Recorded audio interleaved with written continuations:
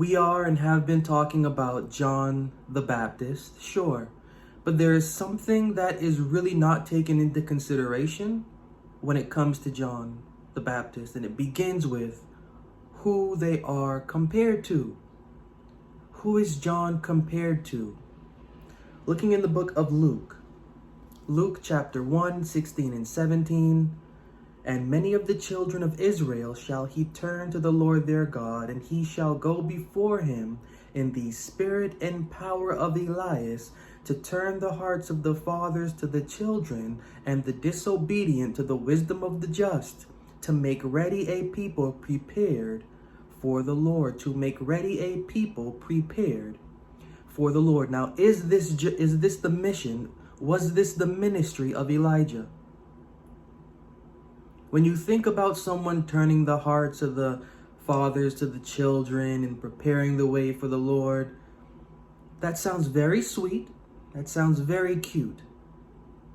Was that Elijah's mission? What was Elijah's mission? What was Elijah's ministry? More importantly, is something that we don't really take into consideration. When did Elijah's ministry take place? In what time period? In what time frame? If this from Matthew, Mark, Luke, and John if these authors are going to compare their John to Elijah, one has to take into consideration, first of all, the ministry. What does it mean that Elijah turned the hearts of the fathers to the children? What did Elijah do?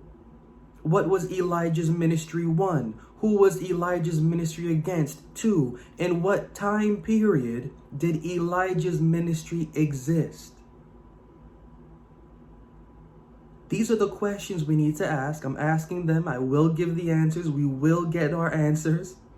But I want the thought to just be there, because when we hear John compared to Elijah, we really neglect the record. Neglecting the record, we imagine whatever we want to imagine due to whatever denominated understanding we have, or whatever opinionated denominated understanding we have, or whatever non-denominational opinionated understanding we have. We really neglect what the narrative of Elijah is.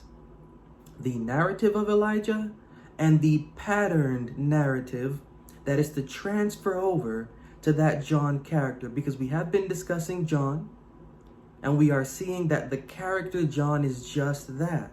They are a character. They are a character made up of components. An individual named John the Baptist did not literally exist. This is a character in a screen.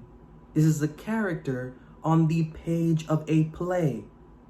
A character, yet, just as any other screenplay writer has an image in their head of who they're writing about, who they want their character to convey from their past life, from their present life, the John character, all of these characters in Matthew, Mark, Luke, and John, they have a concrete foundation in a sure individual. The individual that we're reading on the page does not exist, just as the individual we're seeing on the screen in a movie does not exist. Same thing, different time period. No movie here. All we have are plays, screenplays. And as we are going through this John character, we're seeing that he is made up of components. And being made up of these components, we're seeing the message that such an individual with those components was given. And the message that he was giving to consume a land darkening plague. Elijah, does Elijah's ministry have anything to do with consuming a land darkening plague? Does Elijah's ministry have anything to do with consuming a time frame where an Israelite religion of Baal exists, or where a Israelite religion devoted to a dying and rising deity exist? Does Elijah have a ministry during this time period? What does Elijah do in order to bring the hearts to where they need to be, to prepare whatever he needs to prepare for the deity, for their deity? These are the questions that really need to be taken into consideration when it comes to these authors comparing their John to Elijah, and we will answer them. Who was Elijah's main enemy? Who was Elijah's main enemy? Who was the main enemy of Elijah? We should be able to answer this because that John that we are supposed to be familiar with, remember, we're going through this John excavation to follow the guidelines of the instruction found in Genesis 1, 2, and 3, which is to dress or to address the garden. The garden of our belief is what we are addressing or dressing at this time. Who was Elijah's enemy? Who was the enemy to Elijah? 1 Kings 18, 20-22. So Ahab sent unto all the children of Israel and gathered the prophets together unto Mount Carmel. Elijah came unto all the people and said, How long halt ye between two opinions? If the Lord be God, follow him. But if who, then follow who? We should know this passage. We should, I don't even have to read this. We should know. This is the time period that Elijah is in. If the Lord be God, follow him. If Baal be God, follow him. The conflict is between Elijah and the prophets of Baal. Elijah and the prophets of Baal. Elijah's ministry is taking place in an age where the Israelite religion of Baal is popular. There is an Israelite religion of Baal. The religion of Baal has been mixed with the Israelite religion.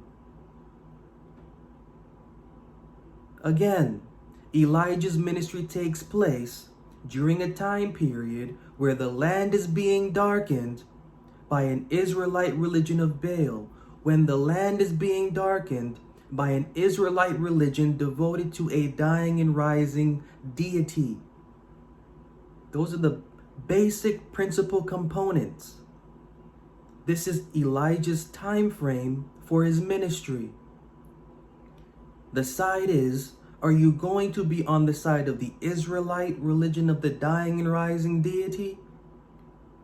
Or are you going to remember the deity himself? If John is being compared to Elijah, we have to question, because remember, episodes prior, looking at the time frame of when Mark's gospel is, it's not what we think. If John is being compared to an Elijah, does John exist at a time when an Israelite religion of a dying and rising deity is the movement, is the thing? The authors of the Gospels are not ignorant at all. Their historical fiction is on point, and it is also challenging through the lens of the references that they're bringing their characters into from the past. You cannot have a John compared to an Elijah without being mindful of the time period in which that Elijah's ministry takes place. That's very neglectful of the past. If they're comparing their John to an Elijah, we have to think about and we have to question, is there currently, if their John is being connected to an Elijah, because Elijah's ministry only revolves around setting the line straight against the prophets of Baal, the prophets of the dying and rising religion of Israel. Does that John that they are saying is compared to Elijah exist in a time period when there is a popular dying and rising deity movement, when there is a popular dying and rising new Baal movement in effect? We have to be mindful of that, because the things that are written in Matthew, Mark, Luke, and John, and especially Mark, that begins the trend, the narrative isn't in the age, that we think. And the authors let us know that. The authors let us know that due to the comparisons that they give to their characters. So to be in tune with the narrative of Matthew, Mark, Luke, and John, you have to be able to be in tune with the narrative from Genesis to Malachi. Because the literature of Matthew, Mark, Luke, and John, the authors want to trick their audience. They need to trick their audience who will not think so to the point, because the things that they are writing, they're not written for minds consuming Genesis to Malachi or caring to in depth. Their material, and we're going to see from where this John's agenda is going, is for Gentile Jews. Gentiles converted to the Jewish religion, or to the Jews' religion. Understand the deeper meaning behind the crucifixion and resurrection of Jesus. Discover an allegory that speaks to personal and intellectual devotional growth. Meet the Dawn of Devotion, a sacrifice for devotional evolution. This book challenges traditional interpretations of Jesus' resurrection and crucifixion. Explore the allegorical journey reflecting personal and intellectual growth. Experience a narrative that transforms your understanding of devotion. Get your copy of The Dawn of Devotion, a sacrifice for devotional evolution today, and begin your resurrection.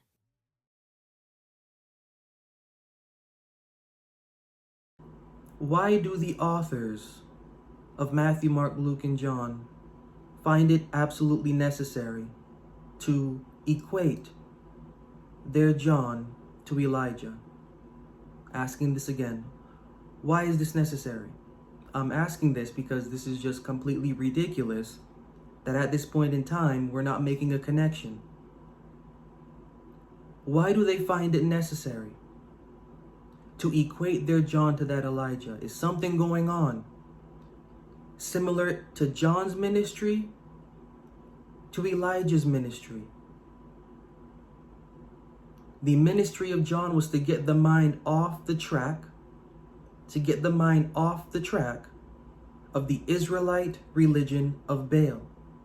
How did Elijah do this?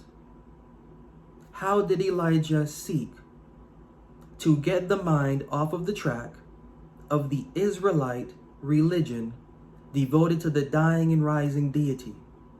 How did Elijah do this? Because however he did it, that's the same methodology that the authors of Matthew, Mark, Luke, and John want to ascribe to their John. Looking in 1 Kings 18:38-40. Then the fire of the Lord fell and consumed the burnt sacrifice, and the wood and the stones, the dust, and licked up the water that was in the trench. When all the people saw it, they fell on their faces. They said, "The Lord, He is the God. The Lord, He is the God."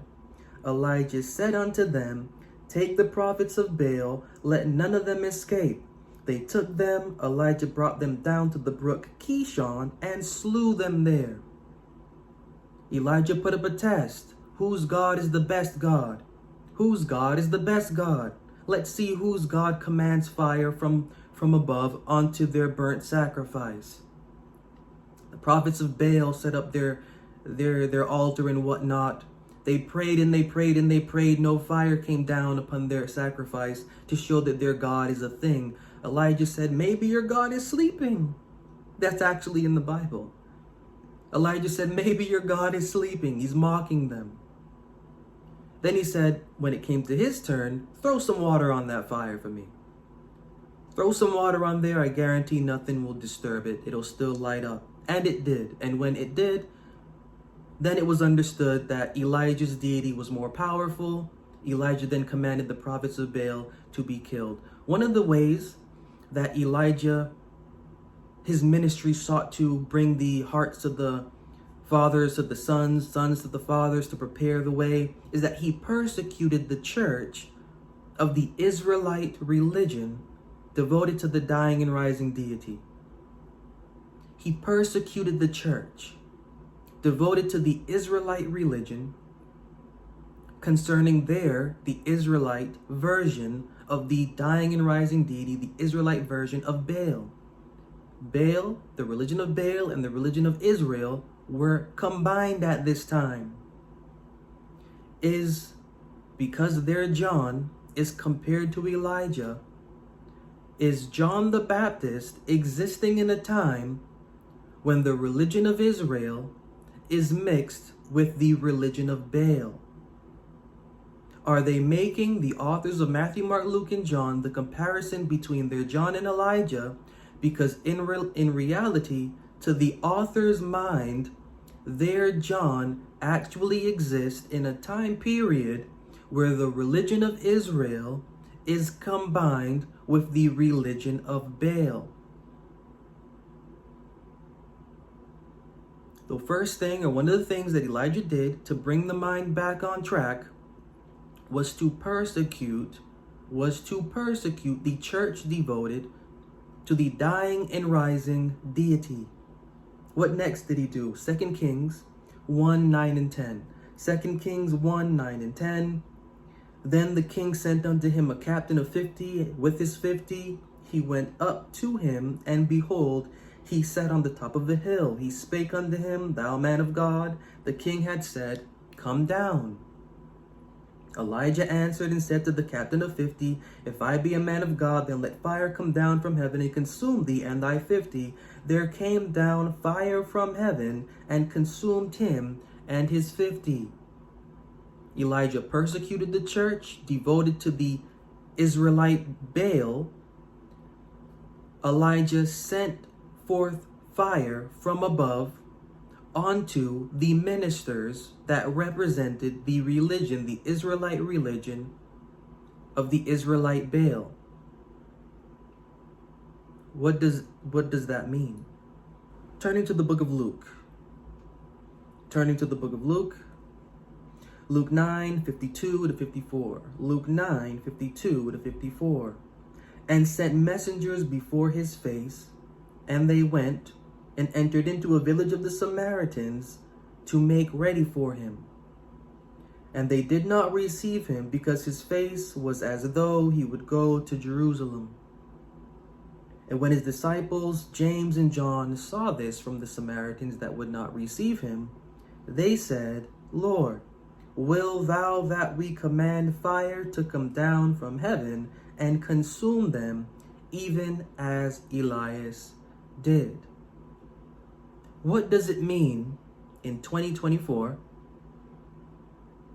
Because the scene, whether here or back then, it's not as literal as we may think. What does it mean to command fire? What does it mean to command fire from above? What does fire represent? What does fire represent? Deuteronomy 4, 11 and 12. Deuteronomy 4, 11 and 12. And you came near and stood under the mountain, and the mountain burned with fire unto the midst of heaven with darkness, clouds, and thick darkness. The Lord spake unto you out of the midst of the fire. You heard the voice of the words, but saw no similitude, only you heard a voice. Fire is synonymous with words. Fire is synonymous with words. To cast down fire is to cast down words. The book of Jeremiah, Jeremiah 5, 13 and 14. The prophet shall become wind, and the word is not in them. Thus shall it be done unto them. Wherefore thus saith the Lord God of hosts, because you speak this word, behold, I will make my words in thy mouth fire. I will make my words in thy mouth fire, and this people wood, and it shall devour them. Words, fire. If that's not that clear, this next verse in the same book of Jeremiah will. Jeremiah 23, 28 and 29. The prophet that hath a dream, let him tell a dream. He that hath my word, let him speak my word faithfully. What is the chaff to the wheat, saith the Lord? Is not my word like as fire, saith the Lord? And like a hammer that breaketh the rock in pieces, along with persecuting the church devoted to the Israelite religion of the dying and rising deity, Elijah sent forth fire from above upon the heads of those representatives. Or the more practical way to understand that is that Elijah sent forth a hammering word upon the representatives of the Israelite religion concerning their devotion to the Israelite Baal. So far, two things that Elijah has done. What's another thing that Elijah did to prepare the way for the deity? 1 Kings 17:1. 1 Kings 17:1. Elijah the Tishbite, who was of the inhabitants of Gilead, said unto Ahab, As the Lord God of Israel liveth, before whom I stand, there shall not be dew nor rain these years, but according to my word. Elijah caused a drought, and we are told in the book of James, for 3.5 years. Elijah caused a drought. No rain, no nothing but dryness. What does that mean? That Elijah caused a drought. What's that mean? Amos 8:11 and 12. Behold, the days come, saith the Lord God, that I will send a famine in the land, and not a famine of bread, nor a thirst for water, but of hearing the words of the Lord. Again, let me just reread that. I will send a famine in the land, not a famine of bread, nor a thirst for water, but of hearing the words of the Lord. And they shall wander from sea to sea, and from north even to the east. They shall run to and fro to seek the word of the Lord, and shall not find it. Elijah persecuted the church of the Israelite religion devoted to Baal. Elijah sent forth a hammering word upon the representatives, upon the leadership of that religion. 3, the third thing that Elijah did was that Elijah caused a drought in the land, meaning Elijah somehow caused the doctrine to stop in the land. Elijah caused a doctrine to stop in the land. This is why that John in Matthew, Mark, Luke, and John is compared to Elijah. These 3 things that John did, and he did them during a time period when an Israelite religion devoted to a dying and rising deity is popular. Ever wished you could master a new skill from the comfort of your home? SkillShare offers thousands of courses taught by industry experts. Whether you're into design, writing, or photography, there's something for everyone. Discover your passion with engaging, hands-on lessons. They are accessible anytime, anywhere, with a paid subscription. Perfect for creative minds and budding entrepreneurs alike. Get inspired by real-life projects and connect with a vibrant learning community. Why wait? Start unlocking your potential today. Sign up for Skillshare and dive into a world of endless possibilities. Because we are sponsored by Skillshare, click the link in the description below and get 30% off on membership. Begin mastering your creative journey today. When getting into the subject of John the Baptist, really just have to pay attention to what the authors are giving to us to let us know the identity of this character. Being compared to Elijah, we really have to take into consideration what that means foundationally. We've seen that John and the way that they are structuring him as that Haman. The references from Esther. Haman wore the king's ring, was next to the king, and his main goal, his joy was to kill the Jews, to slaughter them completely. Again, references from Daniel given and placed onto that John allow us to understand that he is seen as a Daniel, next to the king, chief prime priest. Seen the message. A devourer of locusts. Saw how he dressed. Camel's hair. None of this is literal. It's all figurative and allegorical. That's why it's here. The authors are drawing on the past and are referencing blatant plagiarism to make sense out of their character. They're taking traits here and there, points here and there, references here and there. There's no shame in what they're doing because they're making a point to their audience, to their also careful observer, for who they should identify this John as. This is not somebody that we are traditionally familiar with according to the Christian theory or according to our own non-denominated or whatever we want to call ourselves, non-affiliated opinion. They have a narrative for their character. The vision is drawn from the past, and the things that they do allow us to understand who their character is. Equating their John to Elijah is like another step, because in what age did Elijah live? What was his ministry about? Who were the enemies of his ministry? We have to take all of that into consideration if they're going to, in Matthew, Mark, Luke, and John, compare their main character John, their other main character John, to Elijah. And who benefited from Elijah's ministry? This is also important. Who benefited from Elijah's ministry? Back to Luke. Luke 4:24-28. And he said, Verily I say unto you, no prophet is accepted in his own country. But I tell you of a truth, many widows were in Israel in the days of Elias, when the heaven was shut up 3 years and 6 months, when great famine was throughout all the land. But unto none of them was Elias sent, Who was he sent to? Sarepta, a city of Sidon, unto a woman that was a widow. Who else was he sent to? There were many lepers in the land in the time of the prophet. None of them were cleansed, saving Naaman the Syrian. And all they in the synagogue, while they heard these things, were filled with wrath. Why is the author of the book of Luke highlighting that the ones to benefit from the ministry of Elijah and then the ministry of Elisha were not the Jews, but were Gentiles? Why is the author of Luke doing that?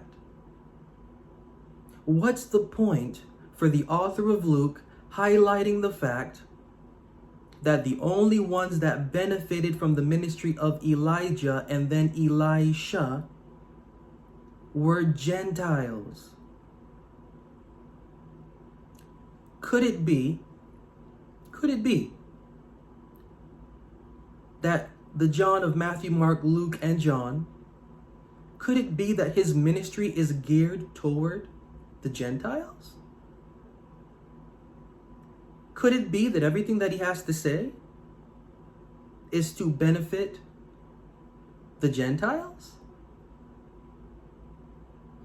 Could it be that John, drawing a comparison or having the comparison drawn to him by the authors of Matthew, Mark, Luke, and John, could it be that this John actually exists in a time where he is persecuting the church of a dying and rising deity, where he is also sending forth a hammering word upon the representative leadership of such, where he, through his doctrine, is causing a drought in the land of the Jews, and where he, through his message, is preaching the good tidings to Gentiles? Does all of that sound familiar? Does that ministry sound familiar of what this John is representative of? More importantly, who he is representative of, as the authors of Matthew, Mark, Luke, and John are concealing his true identity, yet through his ministry, we can understand who they're writing about. Again, the time period of which this is framed, it is not traditionally what we think. We have to go on the narrative that the authors writing Matthew, Mark, Luke, and John are giving to us. And if they're giving us a John, and if they're saying that their John is compared to Elijah, and if Elijah lived in a time period where the Israelite religion of Baal, where the Israelite religion devoted to a dying and rising deity is flourishing, we have to be able to understand that John lives, that the point of this narrative exists, that the mind of the author is within a time period where a Israelite religion devoted to a dying and rising deity is plaguing the land, and this John, whose identity is covered by quote unquote John as the name, is pushing forth a doctrine where he is devouring the plague of these locusts that are representative of the Israelite religion of Baal in the age that the author's writing, and the mission of that John fulfilling the sweeping away and the preparing of the quote-unquote Lord, just as Elijah did. Who is the Lord that John's preparing the way for? He's preparing the way for the one that is mightier than him, who he is mixing with the son and spirit of Serapis. When it comes to Elijah, we have to be able to take into consideration everything that goes with John and Elijah. When it comes to John representing Elijah, we have to take everything into consideration of what that match means. And when we do, when we actually think about this, it gets really, really interesting about the contrast of characters between John and Elijah.